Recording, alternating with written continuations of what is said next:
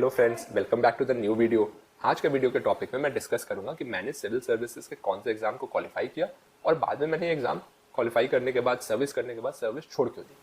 2013 में आईआईटी से pass out होने के बाद मैंने एज अ डेटा साइंटिस्ट करीब 2 साल नौकरी की। उसके बाद मैं दिल्ली चला गया सिविल सर्विसेज की तैयारी करने। हालांकि मैं आईएएस तो कंप्लीट नहीं कर पाया, बट यूपीएससी का एक अलाइड सर्विस जो है, जो सेंट्रल गवर्नमेंट लेबर मिनिस्ट्री के लिए कंडक्ट हुआ था, वो मैं क्वालिफाई करके एज अ पीएफ ऑफिसर बन करके मैं अहमदाबाद चला गया, जहाँ पे मेरी पोस्टिंग आई थी। 1.5 साल इस जॉब को करने के बाद मैंने वापस एमबीए दिया और आज मैं एक सीनियर एचआर मैनेजर हूँ एक प्राइवेट सेक्टर फर्म में। अब आप पूछोगे कि यार आपने इतना मेहनत किया, आपने यूपीएससी क्वालिफाई भी कर लिया, जो कि शायद 1 लाख 2 लाख 3 लाख लोग अटेम्प्ट करते हैं उसके एग्जाम को, उसके बाद आपने छोड़ क्यों दिया। तो फ्रेंड्स, ये सर्विस से मुझे कोई ज़्यादा शिकायत नहीं थी। सर्विस अच्छी थी, सैलरी मेरा करीब 60,000 पर मंथ के आसपास था और इस सर्विस के अंदर मेरे पास मेरे नीचे 8 क्लर्क्स थे जो मुझे रिपोर्ट करते थे और मेरा काम था कि labour law, specially PF law का कंप्लायंस इंश्योर करना। पीएफ का विड्रॉवल का जो रिक्वेस्ट आता है या जो भी पेंशन का रिक्वेस्ट आता है उसको एमिकेबली रिजॉल्व करना, समय से लोगों का पैसा डिसबर्स करवा देना।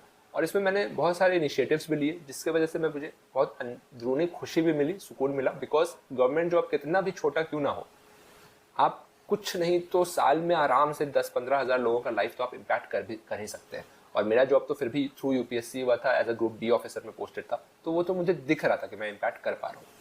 तो क्यों ऐसा हुआ कि मैंने ये जॉब छोड़ा।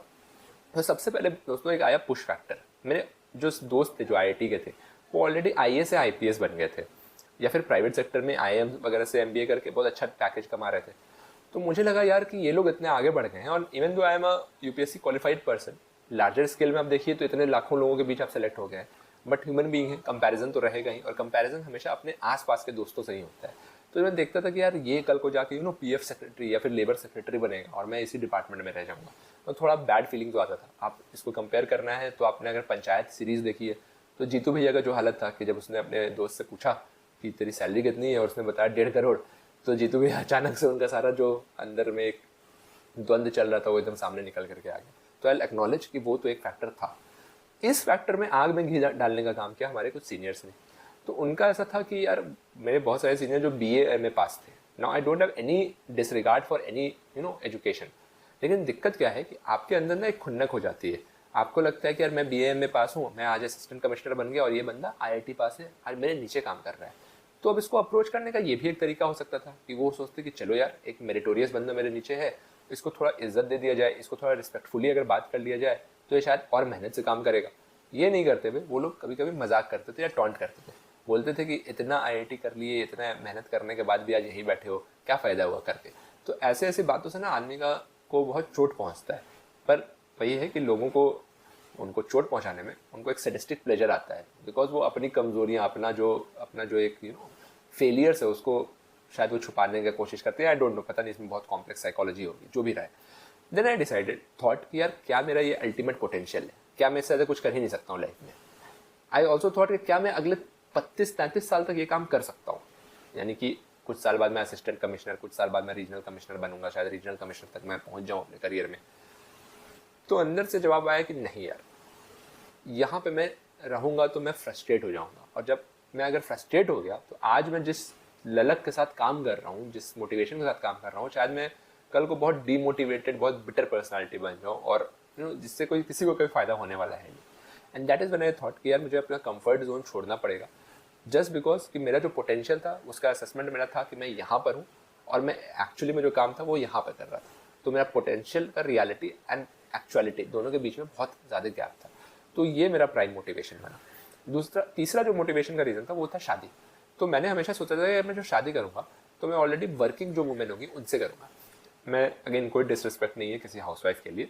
मेरा जो रीज़न था वो इस बात से इमेनेट कर रहा था कि मैं थोड़ा पैरानॉइड था बिकॉज ऑफ माई इकोनॉमिक्स। मेरी सैलरी थी 60,000। मैं ख़ानदानी कोई रईस हूँ नहीं। मेरे पापा एनजीओ चलाते थे, जो कि ऑलमोस्ट आप बोलिए कि कुछ खास चला नहीं। मम्मी बैंक में क्लर्क थी। दादा नाना जो थे उनके पास जो थोड़ा बहुत ज़मीन वगैरह था, तो वो हमारी एक पुश्तैनी संपत्ति थी, पर ऐसा नहीं था कि हम लोग बहुत करोड़पति आदमी थे। तो मुझे लगा कि यार अपने को सर्वाइव करना है एक सिटी में, घर का रेंट देना है, कल को ईएमआई लेके घर लेना होगा, फिर बच्चे को पढ़ाना है, तो बस मैं अकेला 60,000 की सैलरी पे, 70,000 की गवर्नमेंट सैलरी पे तो नहीं कर पाऊंगा ये चीज़। तो मुझे एक सपोर्ट सिस्टम चाहिए। दिक्कत क्या हो गया कि जब मेरा सेकंड पोस्टिंग आया था तो वो सुरेंद्र नगर में आया था, जो कि एक वेस्टर्न गुजरात का रीजन है। और मेरे से शादी करने का जितना ऑफर आ रहा था वो ज़्यादातर लोगों का आ रहा था जो कि हाउसवाइफ्स थी या फिर कुछ एडहॉक काम कर रही थी, जैसे ट्यूशन पढ़ा रही थी या कुछ कर रही थी। Again no disrespect for anyone, but just because जैसे मैंने समझाया कि मैं इकोनॉमिक हालत में चाहता था अपने स्ट्रॉन्ग करना, तो मैं एक वर्किंग वूमेन से शादी करना चाहता था और अगेन उसका जो कि ऑफर नहीं आ रहा था, तो आई थॉट कि यार मेरे से शादी वादी भी नहीं हो पाएगी, मैं नहीं कर पाऊंगा शादी, अकेले ही रहना पड़ेगा, which was again depressing me out. तो इन सब कंबाइंड फैक्टर जो होते हैं ना आपके back of the mind play करता है, जो फाइनली पुश किया कि नहीं यार लेट्स श्रग ऑफ ये जो सिक्योरिटी वाला जो एंगल आता है ना अपने बिहार यूपी में, सिक्योरिटी है गवर्नमेंट जॉब में, उस चीज़ को आप हटाइए, आप अपने पोटेंशियल को असेस करिए और उसके असेसमेंट के हिसाब से आप डिसीजन लीजिए। एंड देन आई डिसाइडेड कि नहीं, मेरे को यार वापस प्राइवेट में जाना है and I have to realise my full potential, and that is how I left my government job and landed back in private sector. Private में आने के बाद मेरी सैलरी का बहुत ट्रिमेंडस ग्रोथ हुआ। ऐसा बात नहीं है कि यहाँ पे मैनेजर्स आपको बुरे नहीं मिल सकते हैं, बट कम से कम यहाँ पे एक फ्रीडम आपको मिल गया कि आपको मैनेजर अच्छा नहीं लग रहा तो आप कंपनी स्विच कर सकते हैं। दूसरी बात कि अगर आप बहुत अच्छे परफॉर्मर हैं, आप में एंथुजियाज्म है, आप कंट्रीब्यूट करना चाहते हैं, तो आपका ऑर्गेनाइजेशन आपको रोकना चाहेगा। आपके मैनेजर अगर बुरे हैं तो आपके मैनेजर +1 जो होंगे, मैनेजर +2 जो होंगे, वो शायद कोशिश करेंगे कि यार ये बंदा छोड़ के नहीं जाए मेरे ऑर्गेनाइजेशन को, पर गवर्नमेंट में ऐसा नहीं दिख रहा था मुझे। तीसरी बात कि मेरी शादी भी हो गई, मेरी वाइफ जो है वो XLRI से पास आउट हैं और मेरे से 2 बैच सीनियर में हैं और मेरे से ज़्यादा कमाती हैं, तो फाइनेंशियली भी मैं बहुत ज़्यादा स्टेबलाइज अभी फील करता हूँ। तो इवेंचुअली अब देखिए कि it is all in our brains. अगर हमें लगता है कि यार हम ना बहुत सारी चीज़ अटैच कर लेते हैं, मान लेते हैं कि यार यही सही है या फिर गवर्नमेंट जॉब इज सिक्योर है, what we need to do is that we need to थोड़ा सा dealing ourselves and really investigate कि यार हमें चाहिए क्या, हमें प्रॉब्लम किस बात से हो रही है, उसका प्रॉब्लम का सोल्यूशन कहाँ पर लाई करता है, and we need to have that courage to chase that solution. Government job छोड़ना कभी भी आसान नहीं था, बिकॉज कोई भी आदमी सिक्योर जॉब क्यों छोड़ना चाहेगा। प्लस आप यूपी बिहार से आते हैं तो फैमिली प्रेशर भी एक रहता है कि यार बहुत सारा फैमिली ड्रामा हो जाता है, तो वो सब मैंने फेस किया। But eventually I took a courageous decision to come forward and जो अंदर से कॉलिंग आ रही थी उसको मैंने फॉलो किया। तो मेरे जितने दोस्त ये देख रहे हैं जो आज के डेट में 20s में हैं, उनको द्वंद में यार इस वाले पर्टिकुलर गवर्नमेंट जॉब में मैं रहूं या नहीं रहूं, या फिर कोई अपना पैशन फॉलो करूं, या फिर मैं कोई फॉरेन चले जाऊं पढ़ाई के लिए, MBA कर लूं, तो आप ना थोड़ा शांत होकर सोचिए कि आपको करना क्या है, आपका इवेंचुअल गोल क्या है। आप कुछ क्वेश्चंस खुद से पूछिए कि क्या मैं अगले 30 ईयर्स यही करना चाहूँगा। Again I don't have any disrespect to any job, क्योंकि हर जॉब अगर एग्जिस्ट कर रहा है तो उसमें वो कुछ ना कुछ वैल्यू ही ऐड कर रहा है सोसाइटी में। इट इज़ मोर अबाउट कि are you feeling good in that job और नॉट। मेरे जो कुछ दोस्त जो IAS है वो IAS बन के रो रहे हैं क्योंकि उनका पोस्टिंग बहुत दूर आ गया, उनको कुछ प्रॉब्लम है।